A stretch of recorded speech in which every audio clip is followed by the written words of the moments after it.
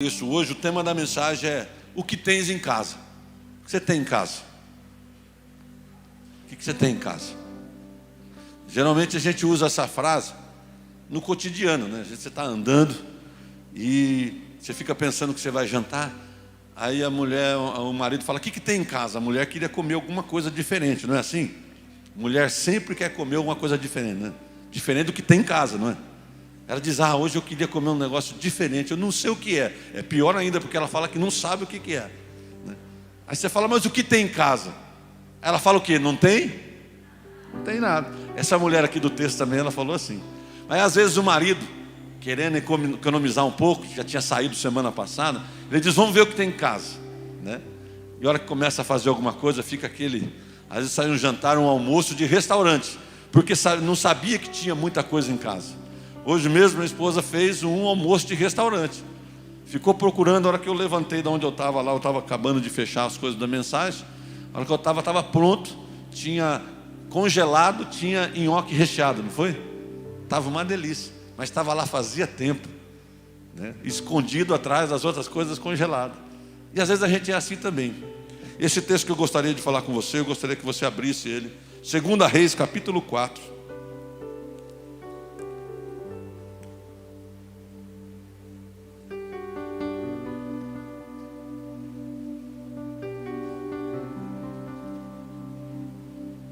Segunda Reis, capítulo 4.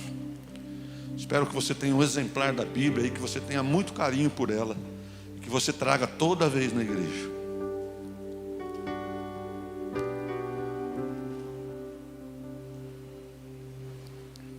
Segunda Reis, capítulo 4, verso do 1 a 7. Todos acharam aí? Quem achou diz graças a Deus. Amém, bastante gente achou. Se você não achou, o pessoal vai estar pondo no telão aqui.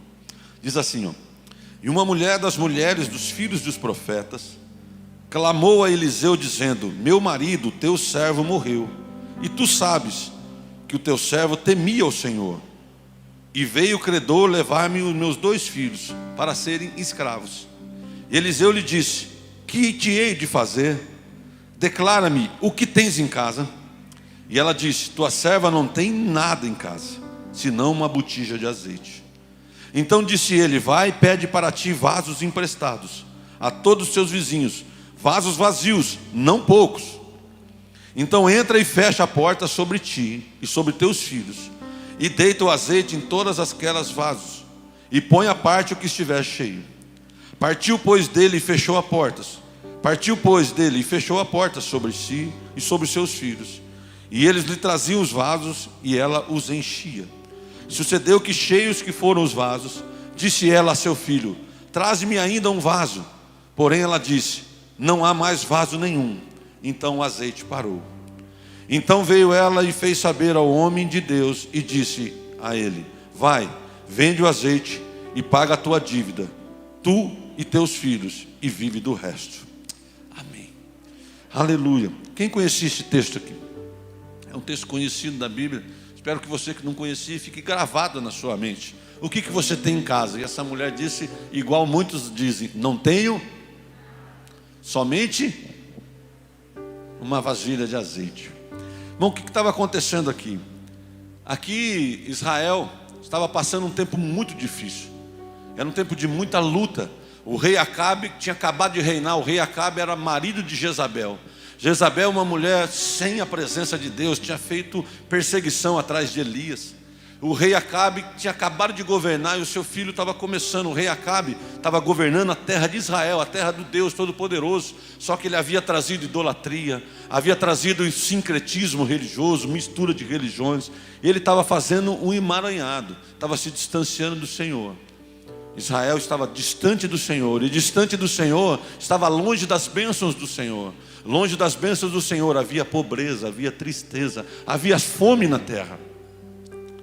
Exatamente às vezes o período também que a gente vive. Vivemos um tempo onde o povo está longe do Senhor. Vivemos um tempo onde a nação, as pessoas são hedonistas, as pessoas amam a si mesmo.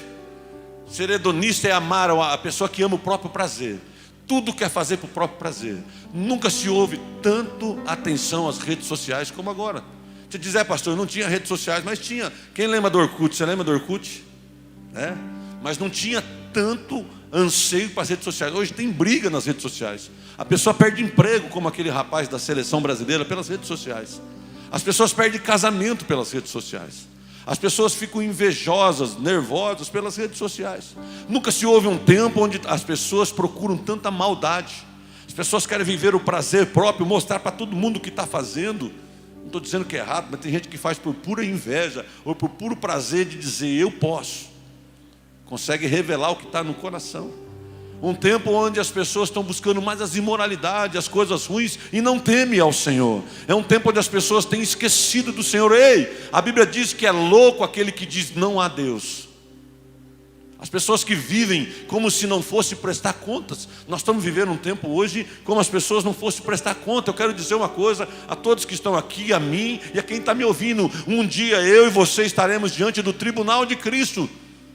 E haveremos de julgar, Ele vai nos julgar daquilo que nós fizemos no corpo, a Bíblia diz. Que nós fizemos aqui com esse corpo. Ele há de nos julgar. Se lá não tiver escrito na minha história, na sua história, perdoado, lavado, remido no sangue de Jesus, não adianta você reclamar na última hora. Se lá não tiver escrito aquele que temia a Deus, se desviava do mal, homem íntegro, mulher íntegra, mulher inteira, não tinha dúbio, não tinha dúvida na hora de viver. Se lá não tiver escrito, de maneira alguma entraremos no reino dos céus. O tempo que nós vivemos um tempo onde as pessoas estão passando fome, vivemos um tempo de guerra, pessoas morrem e ninguém faz nada. Enquanto alguns acham muito forte lá o presidente da Ucrânia, se esquece que enquanto ele faz isso, o inocente morre naquele país. Homens brigam por poder e pessoas inocentes morrem. E ninguém faz nada. Os grandes têm poder de parar alguma coisa, mas ninguém quer parar. Pararia se fosse outra coisa que não fosse matando gente. Pararia se estivesse falando contra alguma coisa o judiciário. Pararia se fosse fazendo alguma coisa contra leis. Mas como está matando gente, não é nada. Olha que tempo que nós estamos vivendo. A Bíblia diz que no final dos tempos seriam assim. E no final dos tempos, as pessoas seriam amantes de si mesmo, hedonistas, filhos desobedientes aos pais, mais dado aos prazeres do mundo do que das coisas de Deus. Nós estamos vivendo um tempo parecido onde essa viúva vivia na época de Israel. E essa mulher viúva, ela estava entristecida porque havia perdido o marido. E além de perder o marido, tinha contraído uma dívida na história. E por causa da dívida, ela estava pronto com o seu credor a ter que entregar os filhos para pagar a dívida. Porque era comum isso. Isso não era nada que era fora do que acontecia. Naquela época, quando se tinha dívida, estava acertado. No código lá de Hammurabi, estava acertado. Olho por olho, dente por dente. Alguém tinha que levar os filhos. E aquela mulher, ela começa a implorar. Ela tinha que implorar, na verdade, para o rei, porque era coisa de judiciário. Mas ela vai e procura o profeta. Ela fala, eu tenho que clamar aos céus. E quando ela fala com o profeta responde como se tivesse que fazer algo por ela com o rei. Ele diz, o que eu posso fazer por ti? Porque era comum do profeta ter amizade com o rei. Estava dizendo, quer que eu fale alguma coisa para o rei? Mas enquanto o profeta falava, o Espírito ministra no coração do profeta e diz assim, o que tens? E que tens? E que ela responde? Nada. A primeira coisa que eu aprendo com esse texto é que homem fiel, mulher de Deus, homem de Deus, também passa problema. Você passa problema? Você passa problema? É porque tem uma tônica aí que homem de Deus não passa problema. Homem de Deus é blindado. Tem gente que fala, não, nem o Covid me pega, porque eu estou blindado, lavado pelo sangue de Jesus. Não, é verdade que nós estamos lavados pelo sangue de Jesus. Mas se fosse assim, as pessoas na igreja nenhum morriam. Aliás, o que mais morreu foi nas igrejas, aqui no Brasil. Entre as profissões, o que mais morreu foram pastores. Segundo lugar, agente de saúde. Então, nós temos que desmistificar alguma coisa. Porque a pessoa tem aquela ideia, porque ela tem fé, que nada de ruim ela pega. Não existe isso. Se fosse assim, nem todo mundo morria de saúde. Mas morre de doença. Raramente alguém morre de saúde. Falou, olha, findou os dias, não tinha mais, morreu de velhice. É raro. Então, homem de Deus, mulher de Deus também sofre. O homem de Deus fiel também passa problema, tem que passar pelo luto, por sofrimento, por perda, por traição, por abandono, por problema financeiro. Quantas pessoas nessa época aqui da pandemia, irmãos, com a história do fica em casa, tiveram que fechar os seus comércios, foram à falência, estão exatamente como essa mulher se sente pobre. Mas eu quero dizer uma coisa para você que se sente assim. Às vezes eu tive que fechar meu negócio, eu já não sei o que vai ser daqui, já está quase liberando as coisas, eu não sei o que eu vou fazer ainda. Eu quero dizer uma coisa: se você se sente como essa mulher, pobre, talvez até endividado, entristecido, ameaçado pelo seu credor, a Bíblia diz assim no Salmo: eu sou pobre e necessitado, mas o Senhor cuida de mim. Você é pobre e necessitada, mas o Senhor nunca deixa de cuidar de você. E diz mais o salmista: clamou esse pobre, e o Senhor o ouviu, de todas as suas angústias, de todos os seus males o livrou. Ó, provai e vede que o Senhor é bom, e bem-aventurado aquele que põe nele a confiança. Clame ao Senhor nas suas dificuldades, na sua pobreza. O Senhor nunca deixa de atender um pedido. O Senhor está com aqueles que têm necessidade. A segunda coisa que eu aprendo, se eu aprendo com o texto que homem fiel, porque a Bíblia diz, viu, irmão, ela ressaltou aqui diante do profeta. Quando diz que ela procura o profeta, ela diz assim, ó: o meu marido, teu servo, morreu. Quando ela diz isso é porque naquela época tinha uma escola de profeta. Aqui nós temos uma escola de líderes. Na época tinha a escola de profeta. E aquele homem, o marido daquela mulher, ia na escola do profeta Eliseu. Ele fazia escola, era da célula de Eliseu. Por isso que ela diz: olha, o meu marido, teu servo, teu discípulo, você sabe que ele era homem fiel, mas ele morreu. Eu tenho uma dívida. Então ela ressaltou a fidelidade daquele homem. Então a segunda coisa que eu aprendo, a primeira é que pessoas fiéis a Deus, homem de Deus e mulher de Deus, sofrem situações. A segunda coisa que eu aprendo é que a gente passa sempre pela falta. A vida do ser humano passa sempre por algo que falta. Às vezes, ao invés de perguntar o título da mensagem, o que tens em casa, eu pergunto para você agora: o que te falta? Porque aquela mulher foi procurar o profeta porque faltava alguma coisa. O que faltava fez ela sair e perguntar. E eu quero perguntar novamente, sinceramente: o que te falta? Porque Jesus uma vez, no meio de uma multidão, olhou um cego e disse: o que queres? O que ele respondeu? O que ele respondeu?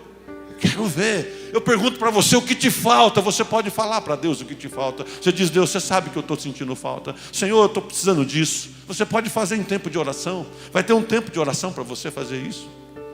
O que te falta? Talvez falta paz de espírito para você dormir em paz. Talvez você vira de um lado para o outro, não consegue dormir, pensando nas dívidas, nos problemas, em situações difíceis. Talvez lhe falta saúde e você diz: eu não sei mais o que fazer, são tantos remédios, tanta internação, eu não sei o que fazer, eu não sei o que te falta. Talvez tudo que lhe sobrou do filho que foi embora é uma cama estendida lá no quarto, do que a droga roubou, do que algum problema levou. Talvez tudo que lhe sobra é uma aliança que estava no seu dedo, agora está engavetada, e você já não tem coragem de olhar para lá, porque o casamento foi desfeito. Mas eu quero dizer uma coisa: existe alguém aqui que chamou eu e você como ministros e reconciliadores. Temos sobre nós o ministério da reconciliação. Sobre nós não é o ministério da divisão, é o ministério da reconciliação. E Deus continua construindo pontes. Deus continua. Eu creio. Deus é poderoso. Você crê também? Você crê também? Deus ainda continua fazendo isso. Então talvez aquilo que te falta. Todos nós chegamos diante da presença de Deus sempre com alguma carência. É sempre um choro, um gemido. Ah, Deus! Não é assim as orações às vezes? Fala: Deus. E nós temos que fazer mesmo. Nós temos que apresentar a Deus. A Bíblia diz: apresentai as vossas petições a Deus. A Bíblia fala para a gente apresentar. Não é para falar assim: ah, Deus, tu sabes. Não, é para apresentar o que você precisa. É para você orar e falar: Senhor, eu preciso. Senhor, eu quero vencer esse vício. Senhor, eu preciso me levantar. Deus, Ele está pronto a cuidar da minha, das suas carências, dos meus e dos seus cuidados. O que te falta? Talvez você veio exatamente assim hoje. Talvez você saiu de casa e diz: eu não vejo solução na minha casa, eu não vejo solução na minha vida. Era exatamente assim que essa viúva estava.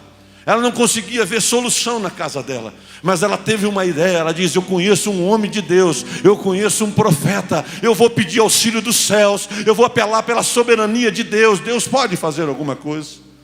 Talvez você saiu da sua casa assim: eu já não sei mais o que faço, mas eu vou procurar uma igreja hoje. Eu já não sei o que faço, eu vou no culto hoje. Eu sei que ao chegar lá vai ter um ambiente de fé. E você vem aqui, os louvores, as palavras, as ministrações, o sermão, algo começa a acontecer na sua vida.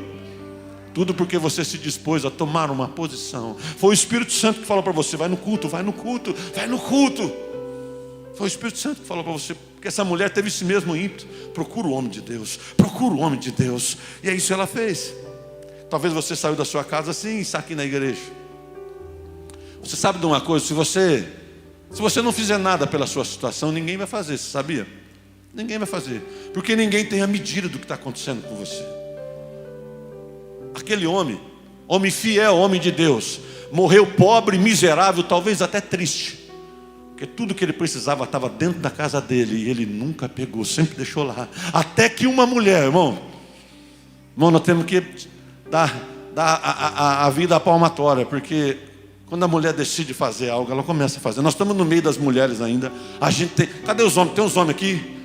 Coloca a Bíblia debaixo do braço. Vamos aplaudir essas mulheres aqui da igreja. Quando a mulher decide fazer algo, ela faz. Estava dentro de casa, não via. A mulher diz: eu tenho que fazer alguma coisa. O homem morreu, disse: eu vou fazer alguma coisa. Aquele homem também viu o azeite, mas não fazia nada.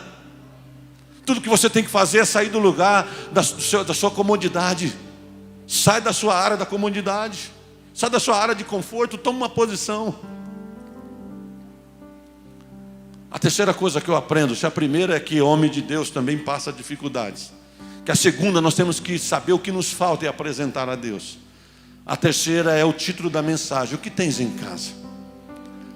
Essa pergunta, irmão, ela traz para a gente dar uma olhadinha para aquilo que a gente não vê todo dia, ou melhor, vê e não percebe. Essa pergunta faz a gente olhar para o mesmo ambiente que nós vê toda vez e não percebe o que falta lá, ou o que nós temos de bom lá. E a hora que é feita a pergunta para aquela mulher, ela diz: eu não tenho nada. Sabe por quê? Porque talvez ela sabia que tinha, porque ela diz: eu não tenho nada, somente uma botija de azeite. Ela fala com um pouco de menosprezo. Talvez seja assim também a sua história. Você diz: ah, pastor, o meu problema é muito grande. Sabe, o que eu tenho para resolver, para ajudar é pouco. Eu acho que nem dá para resolver. O que eu tenho não tem nem como resolver. Talvez é financeiramente, ou é a sua fala, ou é alguma coisa à sua volta. Talvez você olhe com menosprezo. Eu quero dizer para você: não menospreze as pequenas coisas. A Bíblia diz: não ignoreis os pequenos começos. Está escrito na Bíblia. Porque tudo que é grande um dia no reino dos céus, um dia foi pequeno. Então não despreze. Não despreze, porque Deus tem prazer, e Ele é expert em pegar pequeno e fazer grande. Ele é expert em pegar o fraco e ficar forte, porque é Ele que faz. A Bíblia fala que Ele pega as coisas que não são para confundir as que são. Pega aquilo que é fraco para confundir os fortes. Pega as coisas loucas desse mundo para confundir os sábios entendidos. Ele faz. Ele faz. Então coloca na mão dele. Sabe por quê? Porque um pouquinho de azeite na sua mão ou na minha mão não quer dizer nada, mas na mão de Deus, Deus pode tudo. Um pouco de azeite na mão dele, tudo Ele pode. O que tens em casa? Que hora que você faz essa pergunta, talvez se você fizesse essa pergunta lá na sua casa, você falava nada. Mas enquanto você vai num ambiente de fé, algo começa a acontecer. Porque a hora que você confronta as coisas que você passa, quando nos confronta a coisa que a gente passa com a Bíblia, com um sermão, com um ambiente de fé, algo começa a acontecer, vem uma resposta. E faz a gente dar uma olhadinha para dentro. Porque aquela mulher, ela disse que não tinha, mas ela tinha uma botija de azeite, que é a semente do milagre dela. Ela não sabia. Sabe o que ela tinha mais? Ela tinha 2 filhos, que foi ajudante dela no milagre, ficava enchendo lá. Ela tinha ajudante, ela tinha gente que ia ajudar no processo, ela não estava sozinha. Sabe o que ela tinha mais? Ela tinha uma casa. Você diz: ah, pastor, a pergunta é: o que tens, hein? Você diz: mas lógico que ela tinha casa, mas talvez ela não percebia.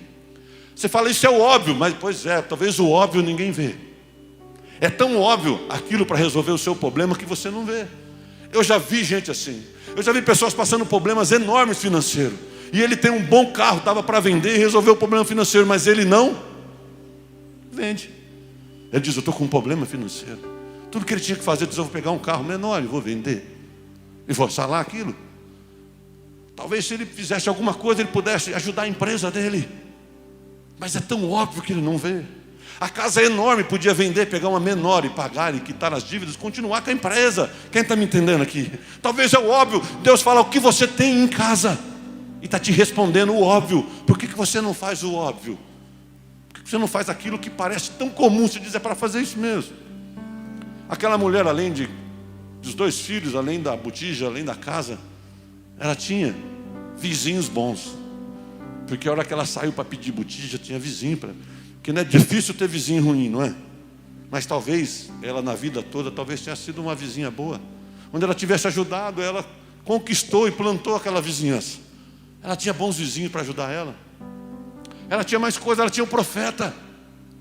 Ela tinha alguém para pedir socorro, ela não estava sozinho. O profeta fazia parte do colegiado, do profetas aí. Fazia parte da igreja, da célula. Você não está sozinho, você tem a sua célula, a sua igreja. Você tem um líder espiritual, você tem alguém para pedir socorro. Aquela mulher tinha alguém para pedir socorro. Por último, ela tinha fé. Ela tinha fé para procurar e para obedecer. Tinha bastante coisa, não tinha, irmão? Tinha ou não tinha? Às vezes a gente tem que olhar para dentro. Nós temos que parar com menosprezo de achar que não tem nada. Deus está falando para mim e para você: olha para dentro da sua casa. O que você tem? Olha para dentro. Enquanto eu falo para dentro da sua casa, olha para dentro de você. Quanta coisa você tem. Quando Deus tem te dado, olha para dentro. Sabe o que eu aprendo com o texto, irmão? Que essa mulher, ela tinha que procurar o rei, como eu disse para você. Mas ela procurou o profeta, sabe por quê? Porque o profeta era amigo. Em todo tempo ama o amigo.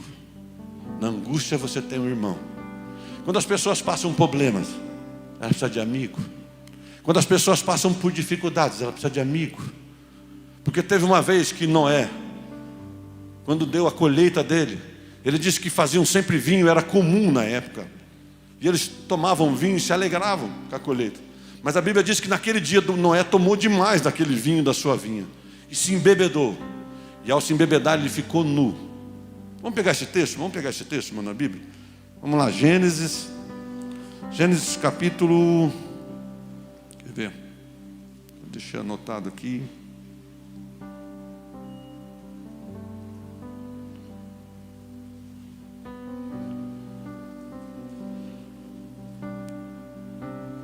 Gênesis capítulo 9, verso 22. 22 e 23.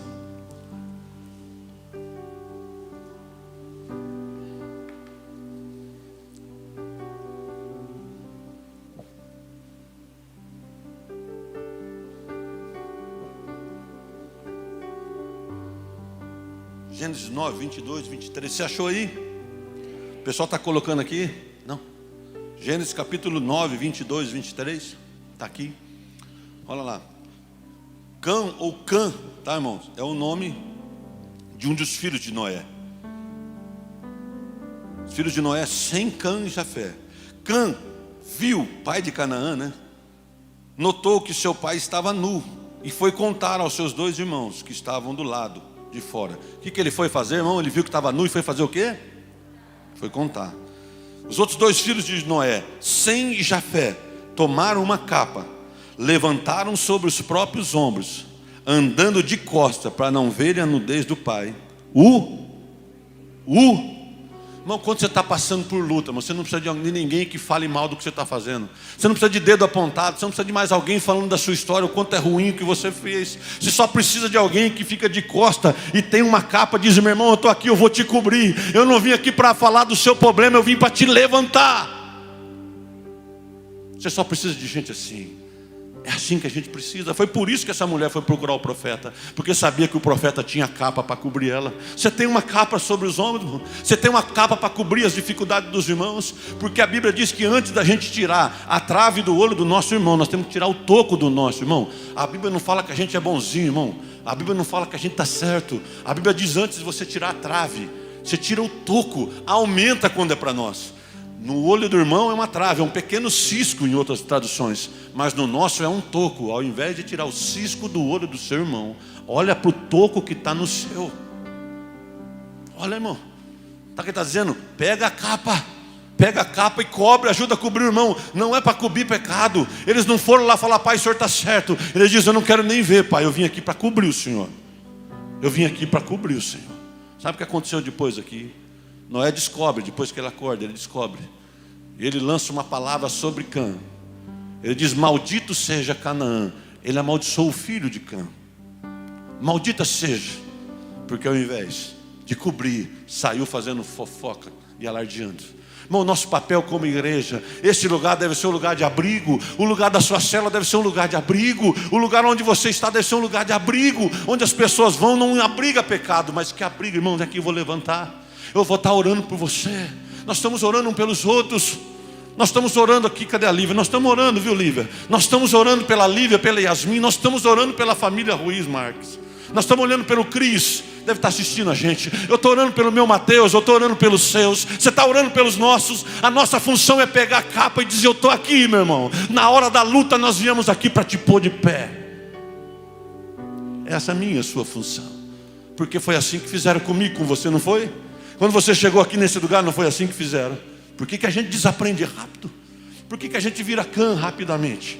Nós precisamos aprender com Sem e Jafé. Eu disse: eu vou passar a vida inteira na igreja. Eu vou ter sempre uma coberta para ajudar a cobrir o meu irmão.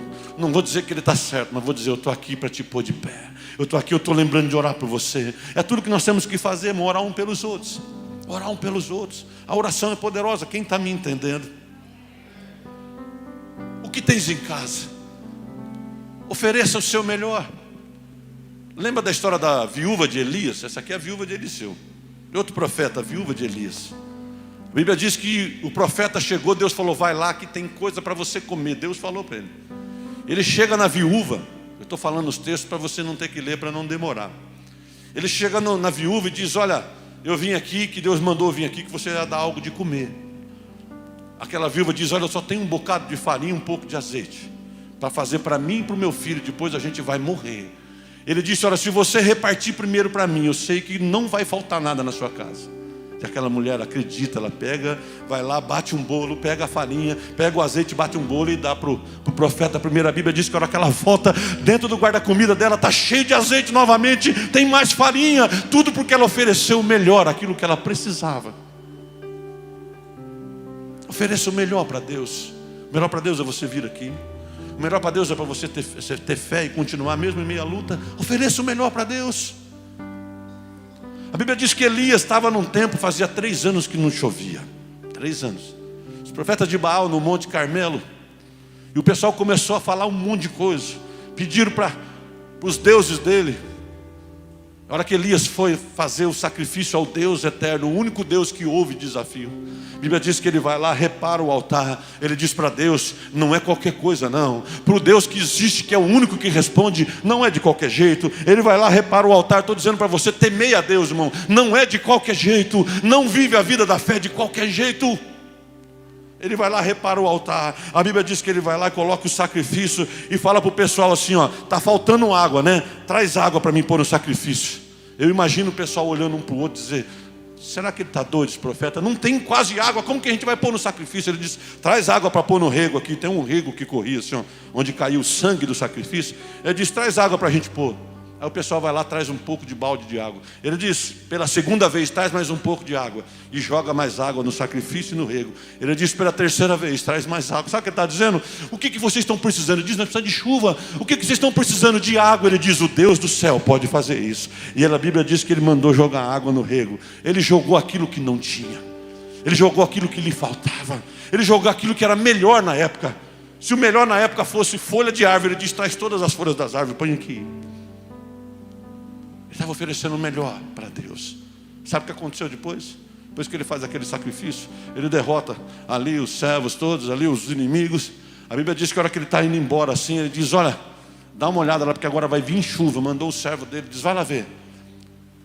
Vê se vem vindo chuva. Ele sobe no monte e diz, olha, eu estou vendo uma nuvem do tamanho de uma mão de um homem. Irmão, imagina a nuvem desse tamanho. Irmão, a nuvem desse tamanho faz chuva. Nuvem desse tamanho. Você já viu nuvem desse tamanho? A gente só vê quando está pedacinho, aqueles pedação grande, tem aquela bolinha pequenininha. Você diz, olha que bonitinha, aquela orelhinha, né? Orelhinha do elefante que parece. Ele falou, estou vendo uma nuvem do tamanho da mão do homem. Sabe o que falou? Elias, Pode correr, porque Deus vai derramar chuva. Irmão, Deus é expert em pegar coisa pequena e fazer ficar grande. Está pequena a sua história, parece que você não tem recurso, é do tamanho da mão de um homem. Corre que Deus vai derramar chuva. Deus pode derramar, entrega para Ele. Entrega para Ele. Porque nuvem na minha mão não faz nada, mas na mão do Todo-Poderoso Ele pode fazer chover. E choveu bastante aquele dia, irmão. Choveu bastante. Entrega o seu melhor para Deus. Lembra dos 5 pães e 2 peixes? Lembra? A Bíblia diz que tinha uma multidão de quantos, irmão? Quanto? 5.000 homens, fora mulheres e crianças. Irmão, era gente bastante. Como falava um amigo meu, é gente pra boné. Falava o Luizão, se ele estiver nos ouvindo. Era muita gente. Mas a Bíblia diz que Jesus fala, alguém tem alguma coisa. Irmão, por que Jesus tem esse capricho? Ele não podia fazer surgir peixe e pão? Podia ou não podia, irmão? Ele não pode realizar as coisas que eu e você precisa sem perguntar para nós? Por que Ele faz isso, irmão? Ele espera que eu e você tome uma posição, irmão. Ele diz, alguém tem alguma coisa? Ele espera a gente entregar o melhor. Você quer entregar o melhor? Ele diz, tem alguma coisa? Ele diz, tem um menino aí com 5 pães e 2 peixes. Irmão, sabe por que Deus fez aquele milagre? Eu fico olhando, sabe por quê? Porque de todo mundo que estava lá, aquele menino ofereceu o melhor que ele tinha, irmão. Ele diz, isso aqui era um lanche que eu ia levar para casa, para os meus amigos, para os meus irmãos, para a minha família. Eu tenho, mas Jesus está precisando. Eu sei que se pôr na mão de Jesus, alguma coisa vai acontecer, porque Ele pediu. Jesus está pedindo para mim e para você, entregue o seu melhor. Entregue o seu melhor para Ele. Qual que é o seu melhor? A sua vida inteira para servir a Ele, a sua obediência, a sua fé, a sua entrega, o seu não recuo. Entrega o seu melhor para Ele. Entrega o seu melhor para Ele. Ele espera de mim, de você. Deus vai começar a fazer alguma coisa na minha, sua vida, só que a partir de mim, de você. Ele diz, filho meu, entrega-me o seu coração. Quando Ele diz isso, Ele está dizendo, entrega a sua vida para mim, seus sonhos, o que você acha, entrega para mim. Entrega para mim todos os seus medos. Entrega para mim os seus dias, seu pensamento. Entrega para mim aquilo que você tem feito, a sua empresa. Entrega para mim os seus filhos, a sua família. Entrega para mim. Entrega aquilo que lhe falta para o Senhor. O que lhe falta? Filho, és teu, Senhor. Filho, é herança tua, Senhor. Foi o Senhor que me deu. É teu, Senhor. O que lhe falta? Que lhe falta? Sua família é sua, Senhor. Não é minha, Senhor. Que tudo que eu tenho aqui, o Senhor que me deu. A saúde, Senhor, eu não posso fazer saúde. Eu posso comprar um hospital, mas eu não compro a cura. Eu entrego a minha saúde dos meus filhos, da minha família, na tua mão, Senhor. Entrega para Ele. Quem está me entendendo aqui? Nós cantamos um cântico aqui faz tempo que a gente não canta ele. Mas tem um cântico que diz assim, eu quero viver algo novo. Quero viver algo novo. Faz meu coração bater de novo. Irmãos, Deus às vezes tem algo novo para fazer na minha e na sua vida, mas a gente acha que algo novo é porque tudo vai ficar novo, a igreja é nova, as pessoas é nova, é célula nova, cidade nova. Não, irmão, Deus queria fazer algo novo na vida daquela mulher, mas os elementos eram o mesmo. Os elementos olha para a sua casa. Eu vou fazer algo novo na sua vida. Mas olha para a sua igreja. Olha para a sua célula. Olha para onde você está. É lá que eu vou fazer algo novo. O que você tem lá? Ele estava dizendo para a mulher, o que você tem na sua casa? Ele mandou olhar para dentro. O que você tem? Deus vai fazer usando os dons que você tem. O que você tem? Deus quer usar os seus dons. Porque às vezes é fácil fazer umas bolinhas de brigadeiro quando é aniversário do filho, mas quando é uma coisa grande, tem que chamar a Carla, cadê? Tem que chamar, não é todo mundo que faz, não. Então Deus fala, ó, eu vou usar você com os seus dons, vou abençoar a sua casa. O que você faz? O Renan contou aqui segunda-feira, testemunho dele, diz, eu vou fazer na crise eu vou crescer. Todo mundo quer cortar o cabelo, diz, mas eu vou fazer o curso, eu vou cortar o cabelo. Ovo de Páscoa, fala com a Marcela, com o Kleber. Cadê aqui? A Paula está aqui? Quer livro? Vai falar com a Paula lá. Você vende livro e Bíblia, não é assim? O pastor Lazinha também vende umas Bíblias lá, né? Não vende? Irmão, Deus vai fazer usando os seus dons. O que você tem na mão? Falou Moisés, eu tenho um cajado. Moisés, dá o cajado aqui na minha mão. Dá para mim que eu vou transformar o seu cajado. Não vai ser comum mais. Deus quer usar, porque a Bíblia fala que termina o texto dizendo assim, ó, agora fez o milagre, agora vende, vive você e os seus filhos com o resto que lhe sobrar. Deus estava dizendo assim, ó, para de achar que você não pode empreender, para de achar que o pouco que você tem não pode mudar nada. Deus está dizendo, pega o pouco que você tem, você pode andar na minha mão, você pode multiplicar. Tem mais gente aqui, mas às vezes numa crise como essa, as pessoas começaram a fazer pão aqui, a Gi fazendo bolo. Assim, pareceu até na Globo a Gi, poxa vida. Quase a gente não está conseguindo falar com ela na cidade, toda hora alguém filmando. Ficou jóia lá a entrevista, diz, a Gi está pronta para trabalhar na Globo, poxa vida. E é assim que Deus faz. Os nossos irmãos aí, que fazem para nós aqui o pão da ceia, é uma delícia, o Clô, fazem pão, estão vivendo na pandemia, eles cresceram, né? A Aninha, né? Manda para nós, a Aninha aqui, a Bia manda toda hora foto para a gente. Acorda, né? Mas é uma delícia, irmão. Então no meio da crise Deus faz alguma coisa. Toma uma posição, Deus quer fazer algo novo na sua vida, mas com aquilo que você tem. Deus espera que você acredite nele. Você acredita nele? Essa é a primeira coisa que a gente aprende, é que homem de Deus passa por dificuldade. Que às vezes nós temos que olhar aquilo que nos falta e pedir para Deus cuidar das nossas carências, daquilo que nos falta e colocar na mão dele. Que nós temos que entender que nós somos cobertura e não alguém para expor e fazer fofoca daqueles que erraram. É um lugar de abrigo, cobrir. Nós aprendemos também que nós aqui temos bastante coisa em casa, bastante coisa dentro de nós, porque a gente pode usar para bênção. A quinta coisa que eu aprendo é que eu preciso buscar vasilha. Vira para a pessoa que está do seu lado e fala assim, você tem vasilha? Você tem? Porque vasilha, irmão, vasilha fala de relacionamento, sabe, irmão? Quando Deus falou assim, ó, faz o seguinte, pega esse azeite que você tem aí, pegue vasilhas e não poucas, ele diz. Ele diz, não pega pouca não, pega vasilhas e não poucas. Sai, ele diz, e pega vasilhas. Irmão, vasilha fala de relacionamento. Como que estão os meus e os seus relacionamentos? Como que está? Porque para ter vasilha, irmão, precisava gastar sola de sapato. Para ter vasilha, precisava ter humildade para bater palma e dizer assim, ei, ô, dona Maria, a senhora tem uma vasilha para arrumar, porque eu estou passando um problema e eu estou precisando ajudar, eu estou com uma dívida e eu preciso de uma vasilha da senhora vazia, a senhora me arruma. E ela pegava, precisava de humildade, irmão. Vasilha fala de humildade, fala de relacionamento. Porque pessoa soberba, irmão, pessoa cheia de si, pessoa que vive como se não precisasse dos outros, quando passa problema fica sozinho. Quando passa problema ele não consegue ter ninguém para ele bater palma, porque ele passou a vida inteira, ela passou a vida inteira vivendo como se não precisasse de ninguém. Mas eu sei que vocês aprenderam a fé, que é a fé de comunhão. Vocês aprenderam, irmão.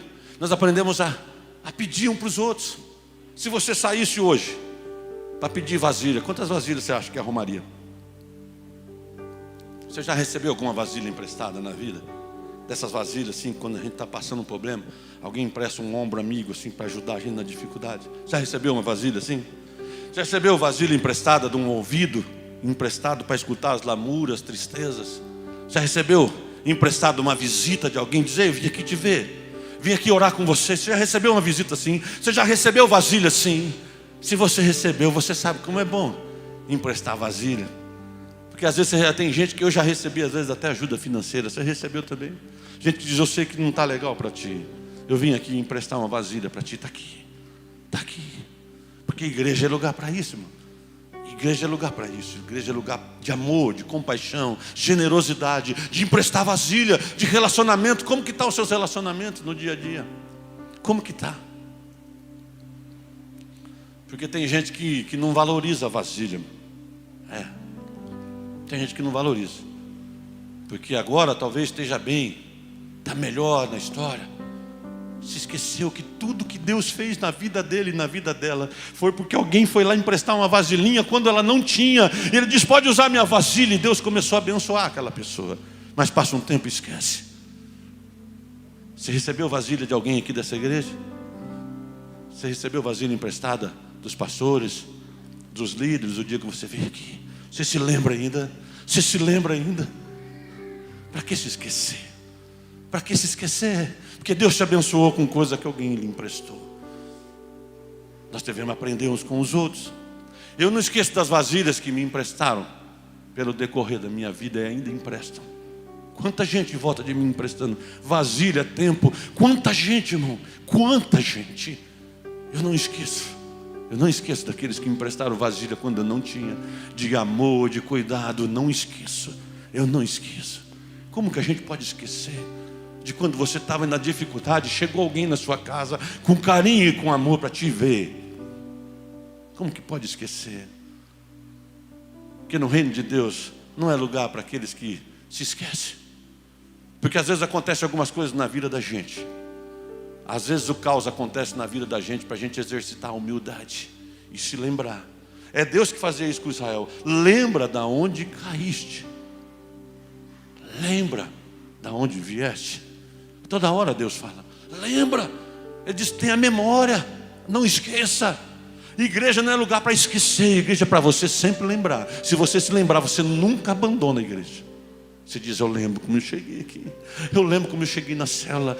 Hoje falharam comigo, mas eu cheguei aqui, eu falhava com tanta gente. Alguém me estendeu a mão. Você recebeu muita vasilha emprestada? Como estão os seus relacionamentos? Se fosse para eu e você sair pedindo vasilha hoje, quanta gente arrumaria? Eu me lembro do irmão Benedito, um dos fundadores da igreja, junto com o pastor Mário aqui, irmã Nancinha. Os irmãos mais velhos aqui vão lembrar, a irmã Rosa, né? Mais gente vai lembrar aqui, né? Minha esposa, tanta gente vai lembrar. Quem lembra do irmão Benedito aqui? Olha aí quanta gente, irmão. Mas a gente sempre fala dele aqui, irmão. Que a Bíblia diz que o bom homem, até quando ele morre, ele ainda fala. O irmão Benedito, ele era um presbítero que todo mundo conhecia ele. Ele subia aqui, irmão, ele tinha um linguajar que parecia a pessoa que trabalhava na televisão. Ele dizia assim, irmão, porque Deus é Ernesto. Era assim que ele falava. Irmão, não fico com essa cara de mamão macho no culto, não, irmão. Mamão macho é cara comprida. Ele falou, Deus quer você com aquela cara bonita. Dê um sorriso para Jesus. Ele falava. Começava o culto assim. Tinha pouco recurso financeiro, mas tinha uma riqueza de amizade, de amigos. Eu me lembro que ele trabalhou a vida inteira em cima de um trator, mas no finalzinho da sua vida, já não estava podendo trabalhar mais na fazenda, ele começou a trabalhar no tiro de guerra. Ele era vigia lá no tiro de guerra. Aí ele acabou morrendo de um problema de coração, foi muito de repente. Eu me lembro que eu estava trabalhando numa fazenda, me ligaram, era por volta de 2 horas da tarde, nós viemos correndo, porque o irmão Benedito havia falecido. Mas eu me lembro de algo lindo que aconteceu no decorrer. No dia do velório dele lá, tinha muita gente dessa igreja e de todas as igrejas da cidade. Tinha, hora que foi levar para fazer o cortejo, tinha enfileirado dos dois lados, todos os oficiais do exército, do tiro de guerra, estavam tudo do lado, chorando, porque se lembrava dele. Sabe o que aconteceu com a igreja aqui? Depois de uma semana mandaram uma carta aqui, não foi, pastor Mário? Agradecendo, né? Dizendo assim, a gente se lembra do irmão Benedito, o quanto ele era bênção para a igreja de vocês e para a nossa e para essa cidade.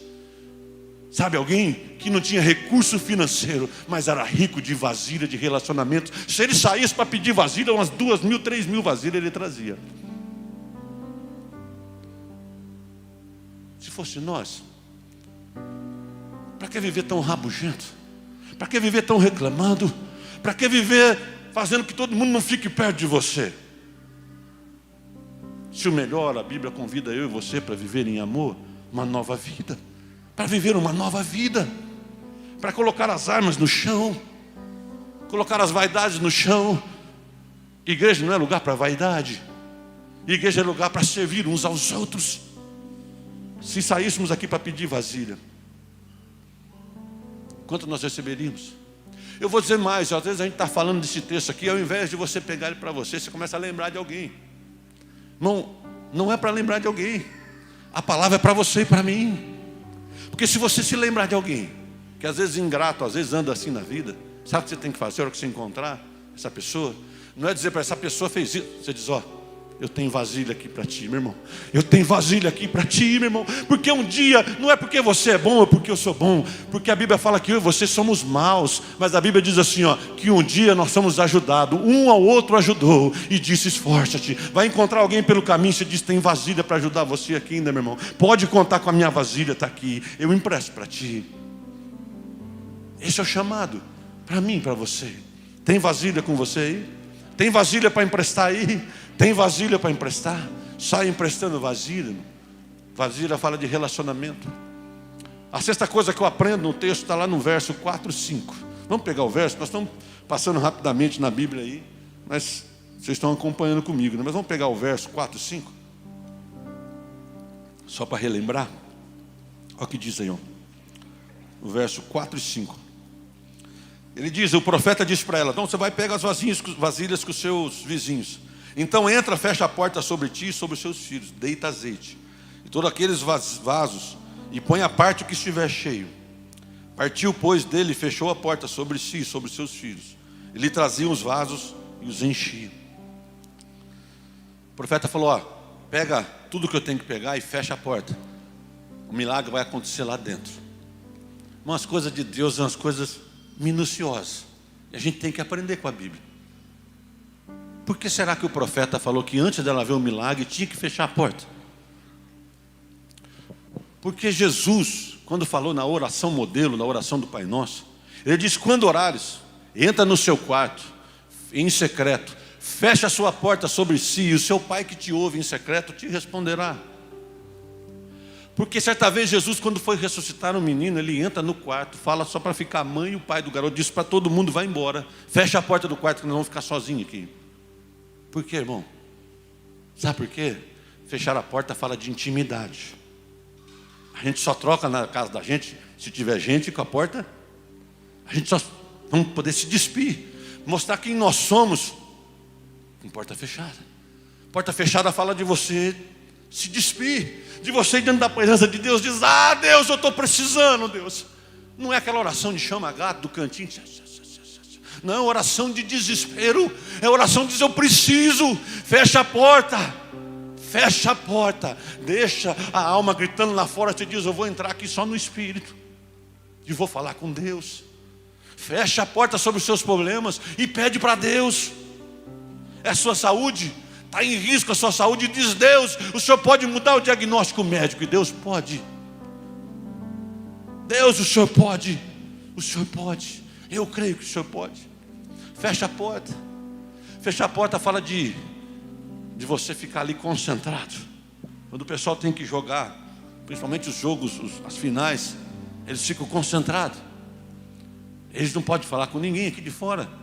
Eles ficam pensando no jogo. É o jogo da vida deles.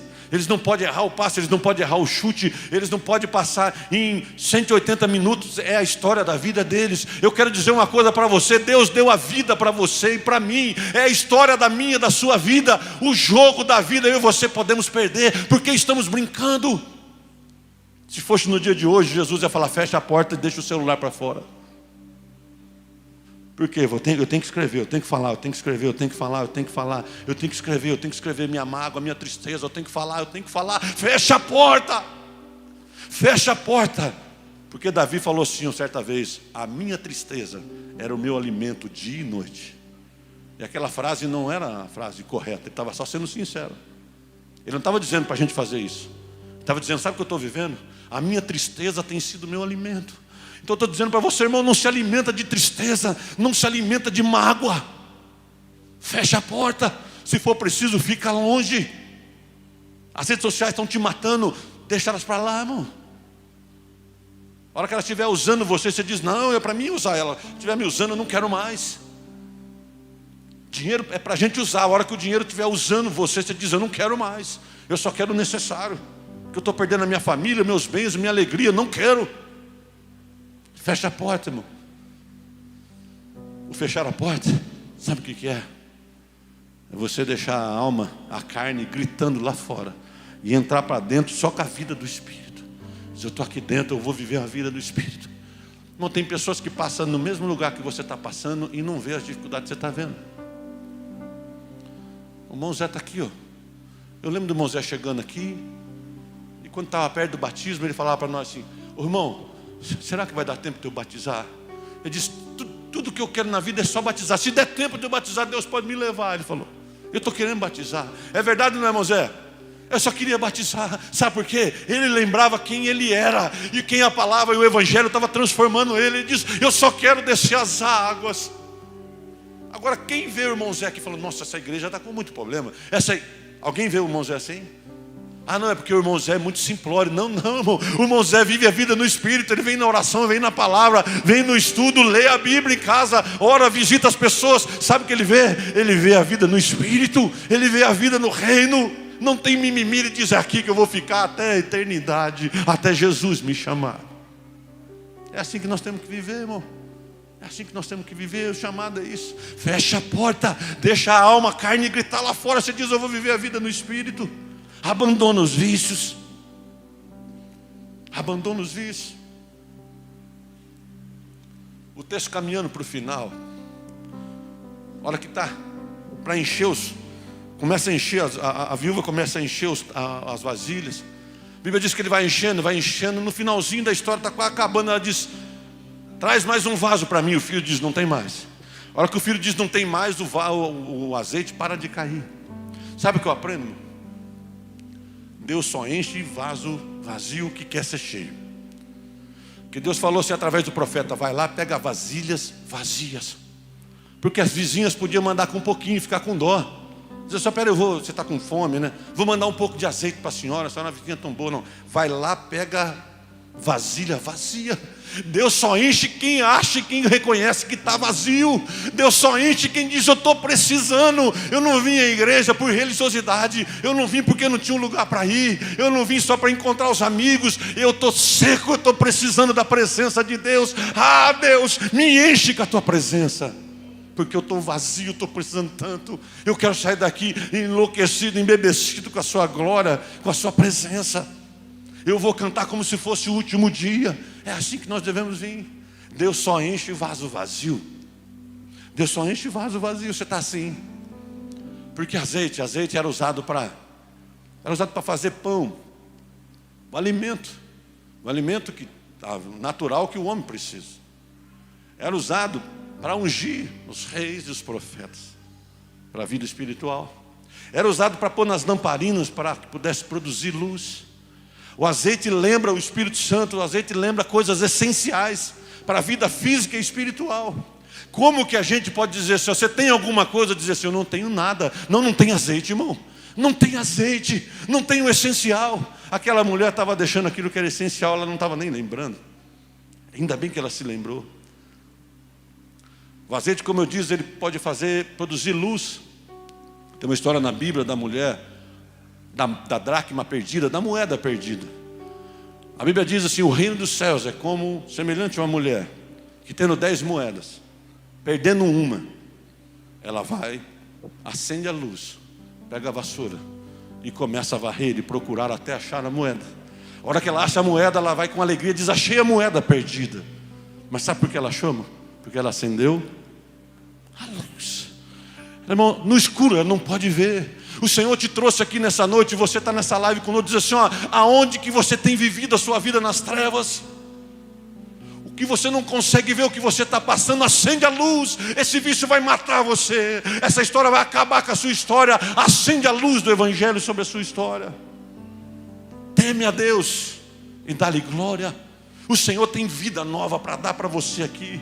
Está cheio de gente como eu aqui, que era arrebentado, que era viciado em tanta coisa, em pornografia, em tanta sujeira. A luz foi acendida, e depois da luz acendida a gente pode ver a presença de Deus. Eu estou acendendo a luz para você hoje aqui. O Jesus que eu estou falando aqui ama você. Ele ama você. Pode perdoar a mim e a você. Tem perdão de graça para mim e para você. Final dessa história, eu e você somos igual aquela viúva. Eu e você somos aquela viúva. Aquela viúva era endividada. Você diz: nós estamos o quê? Nós vivíamos assim, com as dívidas dos nossos pecados e os delitos.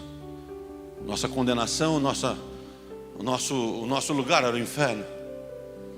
Nós vivíamos como aquela mulher pobre, necessitado da presença e da bondade de Deus. E nós estávamos ameaçados, como ela estava, pelo nosso credor. Satanás vivia acusar de dia e de noite, dizer: você é culpado, você é culpado, você é culpado. O nosso noivo tinha morrido. Ei, mas tem uma história para dizer: no terceiro dia ele ressuscitou. Eu e você não precisamos mais ficar endividados, ameaçados, se sentindo empobrecido. Porque Ele tornou-se pobre para que eu e você fôssemos ricos da presença dEle. Ele tornou-se homem para que eu e você fôssemos príncipe. Ele morreu no meu e no seu lugar para que eu e você pudéssemos viver para a glória dEle. O Senhor me chama, eu e você, para relembrar aquilo que você escutou aqui. O que te falta? O que te falta? Põe na mão do Senhor Jesus, nós vamos orar agora. O que você tem em casa? Já lembrou da riqueza que você tem em casa? Que você não vai reclamar mais? O que você tem na igreja? Já lembrou? O que você tem na célula? Já lembrou? Não dá para reclamar mais. O que você tem em casa? Já lembrou que você tem que ser aqueles que cobre e não aqueles que apontam? Você já lembrou? Você tem que ter uma coberta para abençoar os amigos e cobrir os irmãos e pôr de pé. Já lembrou? Pastor precisa também, viu, irmão? Pastor precisa de cobertura também, tá? Porque o pastor vai cuidando de ovelha, ela fica bonitinha, gordinha, as lãs, fica tudo bonitinha, fortinha.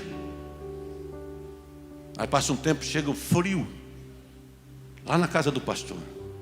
Chega o frio do gelo da situação do problema. E o pastor, tudo que ele precisava era de um pelego de lã de ovelha para cobrir ele no vento. E às vezes a ovelha não vai. Mas graças a Deus que aqui nessa igreja as ovelhas têm aprendido aí. Graças a Deus. Faça isso, irmão. Faça isso uns pelos outros. Uns pelos outros. Você já recebeu vasilha um dia? Entrega também. O Senhor Jesus lembra eu e você, para aprender com o texto. Os relacionamentos. Para de viver uma vida tão rabugenta, tão reclamona. Passa a viver com gratidão na sua casa pelo que você tem. Vamos manter as portas fechadas, as brechas, e buscar a Deus. Vê se tem lugar para encher um pouco mais. Tem lugar para encher um pouco mais de azeite em você na sua vida? Tem lugar? Porque a Bíblia fala para a gente temer a Deus e buscar Ele. Deus só enche vaso que está vazio. Eu finalizo dizendo que aquela mulher tinha esquecido daquilo que ela devia lembrar. O azeite fala do Espírito Santo. E ela dizia que não tinha nada. O que você tem feito com o Espírito Santo? Aonde você tem levado ele? O que você tem feito com o temor de Deus? Ei, você está aqui comigo? O que você tem feito com o Espírito Santo que Deus colocou na minha e na sua vida? Ele é um divisor de águas. É o Espírito Santo que fez eu e você nascer 2 vezes. Que tem gente nesse mundo aqui que nasceu uma vez só. A Bíblia diz que aquele que nasce da carne é. Mas aquele que nasce do Espírito é do Espírito. Então quem nasceu do Espírito nasceu na carne uma vez e nasceu de novo do Espírito Santo. O Espírito Santo é santo. Ele vai onde tem santidade. Quando a gente busca o pecado, ele se afasta de nós. Quando a gente busca o erro, a fofoca, quando a gente busca as coisas ruins, ele se afasta de nós. A Bíblia diz que Sansão, que era forte porque tinha uma ligação com o Espírito, ele era nazireu de Deus. A Bíblia diz que quando Sansão revelou o segredo que ele tinha, que ele não podia revelar, a Bíblia diz que ele achou que ele tinha força. Ele achou, mas a Bíblia diz assim, o Espírito tinha se apartado dele. Olha que sério. Estava dizendo, ó, Sansão achou que ele estava com o Espírito Santo, ele tinha ido embora. Eu quero fazer um desafio para você, para dizer haja luz na sua vida nessa noite. Acende a luz na sua história. Queria convidar você a ficar de pé. Fique de pé onde você está. Fique de pé onde você está. Fique de pé onde você está. E eu queria convidar você para acender essa luz.